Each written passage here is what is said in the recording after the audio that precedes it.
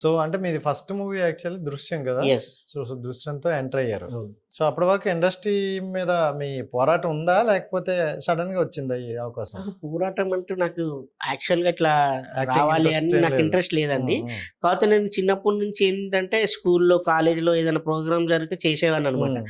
నాకు stage fear లేదు. హ్మ్. నాకు ఏది ఇచ్చినా చేసేసేవాడిని. అలా వేషాలేసేవాడిని. హ్మ్. మా ఫ్రెండ్స్‌కి చాలా ఇంట్రెస్ట్ ఉండే. అరే! ట్రై చేస్తాను అది ఇది అని. నాది ఎంబీఏ అయిపోతుంది. ఇంకా ఎంబీఏ హ్మ్. ఫస్ట్ ఇయర్ అయిపోయింది. అలా ఉన్నాము. సమ్మర్ హాలిడేస్ వస్తాయి గదా! ఆ టైంలో మా ఫ్రెండ్ ఒకడు ట్రై చేస్తున్నాడనమాట హ్మ్. గట్టిగా. హ్మ్. హ్మ్. సో, వాడు ఎంబడే ఎళ్ళా నేను మామూలుగా హ్మ్. ఆడిషన్‌కని. చూద్దామని జెప్పేసి ఎళ్ళా. ఎళ్తే వాళ్ళేం జేశారు, "మీరు గూడా యాక్టరా?" అంటే, "అవునండి." అంటే, హ్మ్. "ఆడిషన్ ఇవ్వండి" అన్నారు. ఏమి ఇవ్వాలంటే, ఇట్లా హోటల్‌లో పనోడి క్యారెక్టర్ ఉంది. టీలియ్యడము అది ఇది అంటే, ఓకే అని జెప్పేసి రఘు అనే క్యారెక్టర్ ఉంటుంది హ్మ్. దృశ్యంలో.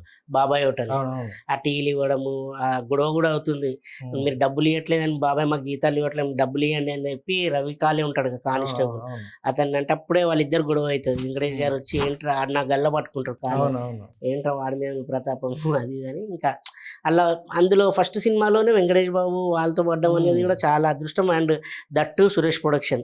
ఒక మంచి ప్రొడక్షన్ ద్వారా నేను ఇంట్రొడ్యూస్ ఆ! అవ్వడం చాలా హ్యాపీ అనిపించింది.